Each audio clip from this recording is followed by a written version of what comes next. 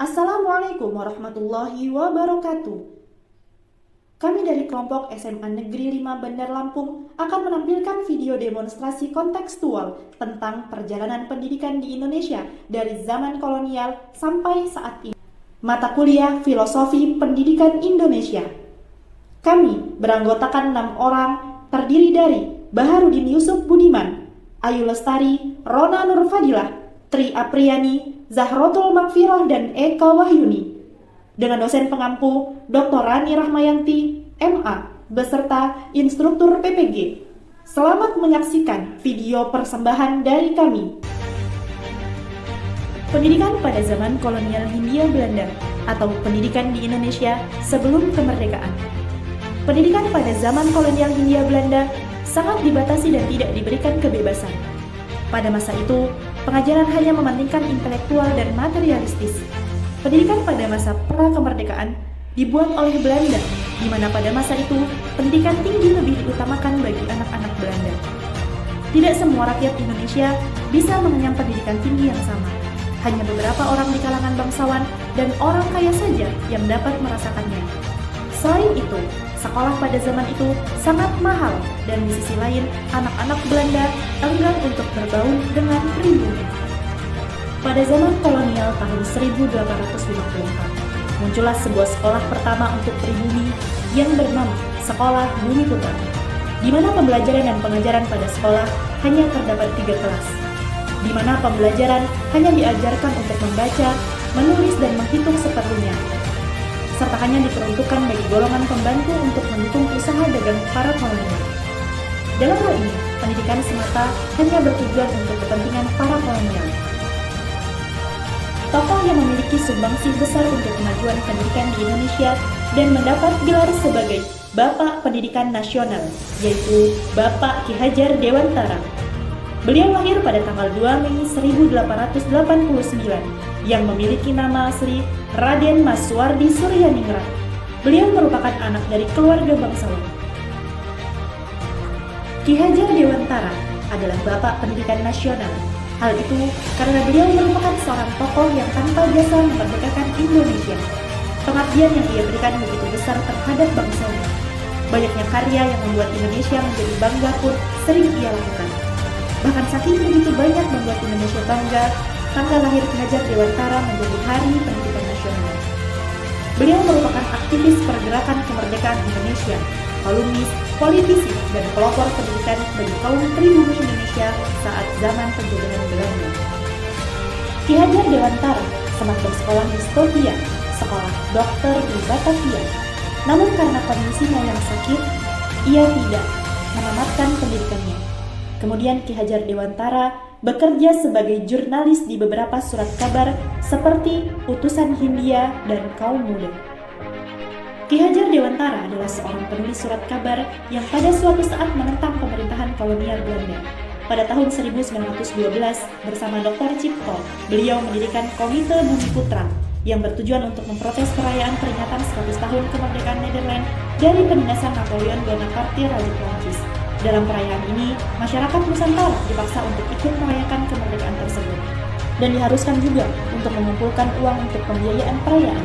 Untuk memprotes perayaan ini, beliau mengeluarkan brosur pertama yang berjudul Seandainya Hapus Orang Belanda, yang berisi pernyataan tidak selayaknya bahwa bangsa Indonesia yang ditindas oleh Belanda ikut merayakan kemerdekaan bangsa yang menindasnya tersebut. Melalui kritikan dalam surat kabar yang ditulisnya, hingga pada akhirnya beliau diasingkan ke Belanda pada tahun 1913. Selama pengasingannya di Belanda, Ki Hajar bertemu dengan Louis Dekker dan Dr. Cipto Mangunkusumo, di mana mereka lebih dikenal dengan sebutan Tiga Serangkai. Adapun aktivitasnya dalam bidang pendidikan berawal dari perjuangannya dalam bidang politik. Masa pengasingannya di Belanda memanfaatkan kesempatan untuk mendalami pembelajaran dan pengajaran. Hal ini dimaksudkan supaya ketika kembali ke pribumi nantinya akan ada suatu pergerakan untuk mendukung perubahan pendidikan. Pada tahun 1920, muncullah cita-cita baru untuk perubahan radikal dalam pendidikan dan pengajaran, di mana dapat menjadikan semangat baru bagi masyarakat pribumi. Selanjutnya, pada tahun 1922, Ki Hajar Dewantara mendirikan sebuah wadah untuk anak-anak bangsa Indonesia untuk dapat belajar dan menuntut ilmu. Tempat tersebut didirikan di Yogyakarta yang dinamakan dengan Taman Siswa. Taman Siswa didirikan sebagai gerbang emas kemerdekaan dan kebebasan kebudayaan bangsa. Di Taman Siswa juga dikenalkan dan diajarkan budi pekerti dan pendidikan kebangsaan. Ki Hajar Dewantara berpendapat bahwa pendidikan itu termasuk pengajaran bagi tiap bangsa, termasuk pemeliharaan guna mengembangkan generasi penerus bangsa, agar dapat berkembang dengan sehat lahir batin. Untuk itu, manusia individu harus dikembangkan jiwa raganya dengan memanfaatkan segala upaya dan media pendidikan yang berdasarkan adat istiadat rakyat. Pendekatan pendidikan yang diusung oleh Ki Hajar Dewantara dalam Taman Siswa didasarkan pada prinsip-prinsip filosofisnya dalam sistem Among sebagai perwujudan konsepsi beliau dalam menempatkan anak sebagai unsur sentral dalam proses pendidikan. Dalam sistem Among, maka setiap pamong bertindak sebagai pemimpin dalam pembelajaran diwajibkan untuk berperilaku ingarso sungtulodo ingmadio mangunkarso tutwuri handayani. Ingarso sungtulodo mengandung arti di depan memberi teladan. Seyogyanya mampu memberi contoh yang baik atau dapat dijadikan sebagai panutan bagi siswa. Ingmadio mangunkarso berarti di tengah membangun ide dan gagasan. Harus mampu membangkitkan semangat dan berkreasi pada siswa serta menumbuh kembangkan minat, bakat, hasrat dan kemampuan siswa untuk dapat kreatif dan berkarya guna mengabdikan dirinya pada cita-cita yang luhur dan ideal. Dan tutwuri handayani berarti bahwa seorang pemimpin pendidik berada di belakang atau memberi motivasi dan dukungan untuk mengarahkan siswa agar berani berjalan di depan dan mampu bertanggung jawab. Semua yang tersebut diabadikan dalam logo Kementerian Pendidikan, Ristek, dan Teknologi.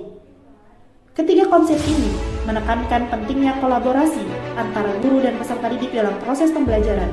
Guru tidak hanya sebagai pemberi pengetahuan, tetapi juga sebagai fasilitator yang membantu peserta didik dalam mengembangkan potensi mereka.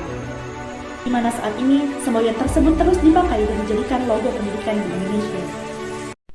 Dalam konteks perjalanan pendidikan di Indonesia, prinsip-prinsip filosofis Ki Hajar Dewantara ini dapat menjadi panduan dalam merancang sistem pendidikan yang lebih inklusif, berpusat pada peserta didik, berorientasi pada karakter, dan mendorong kreativitas serta inovasi. Warisan Ki Hajar Dewantara dalam bidang pendidikan sangat besar. Beliau diakui sebagai salah satu tokoh pendidikan terkemuka di Indonesia dan dihormati sebagai Bapak Pendidikan Nasional. Pemikiran dan prinsip-prinsipnya dalam pendidikan terus mempengaruhi perkembangan sistem pendidikan di Indonesia hingga saat ini. Selanjutnya, pendidikan sesudah kemerdekaan Indonesia. Pendidikan di Indonesia pasca kemerdekaan mengalami berbagai dinamika dan transformasi yang signifikan. Setelah berhasil meraih kemerdekaan, bangsa Indonesia menyadari pentingnya pendidikan sebagai fondasi pembangun bangsa. Namun, perjalanan pendidikan pasca kemerdekaan tidak selalu mulus, dihadapkan pada berbagai tantangan dan upaya perbaikan. Berikut merupakan tantangan utama pendidikan pasca kemerdekaan. Yang pertama adalah keterbatasan sarana dan prasarana, di mana sekolah-sekolah di berbagai daerah, terutama di pedesaan, masih kekurangan gedung sekolah, perpustakaan, laboratorium, dan alat peraga yang memadai. Yang kedua adalah kualitas guru atau jumlah yang masih terbatas, terutama di daerah terpencil. Hal ini menyebabkan kualitas pembelajaran menjadi kurang optimal. Yang ketiga adalah kurikulum yang seringkali mengalami perubahan yang cepat, sehingga menyulitkan guru dan siswa untuk beradaptasi. Yang keempat adalah akses. Tidak semua anak Indonesia memiliki akses yang sama terhadap pendidikan, terutama anak-anak di daerah terpencil dan anak-anak dari keluarga miskin. Dan yang terakhir adalah angka dropout, di mana angka putus sekolah masih cukup tinggi, terutama pada jenjang pendidikan dasar.